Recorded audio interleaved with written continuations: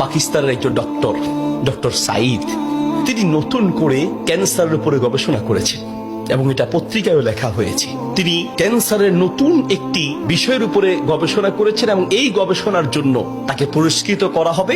এই জন্য তিনি নিজের দেশ ছেড়ে আরেকটি দেশে যেতে হবে। তিনি সেই দেশে যাওয়ার জন্য বিমানের টিকিট কাটলেন। তিনি তার জীবনে দোয়ার যে ফল, দোয়ার মাধ্যমে যে কি করে অসম্ভব সম্ভব হয় তার বাস্তবতা তিনি নিজ মুখে বলছেন যে আমি বিমানের টিকিট কাটলাম, বিমানে উঠলাম, মনে বড় আনন্দ। দীর্ঘদিনের গবেষণার পরে আজ আমি পুরস্কার পেতে চলছি। বিমানে ওঠার পরে 1 ঘন্টা কোন রকম বিমান চলার পরেই আমাদেরকে পাইলট বলল যে আপনারা বেল শক্ত করে বাঁধেন, কারণ বিমানের যান্ত্রিক ত্রুটির কারণে সামনে আগাতে পারবে না। আশেপাশের যে কোনো একটা এয়ারপোর্টে আমরা সুযোগ পেলেই সেখানে ল্যান্ড করব।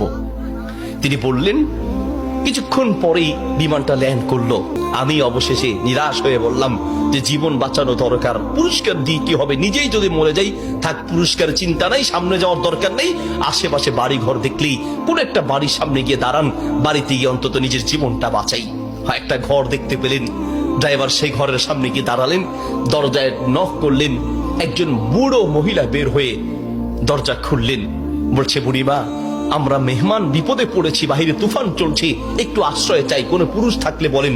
বলছে, ভিতরে চলে আসেন, কোন পুরুষ আমার ঘরে নাই, তবে আপনারা বসেন, নিশ্চিন্ত থাকেন, আমি আপনাদের মেহমানদারির ব্যবস্থা করি। বলছে, ঘরে পুরুষ নেই তো, কোথায় গিয়েছে?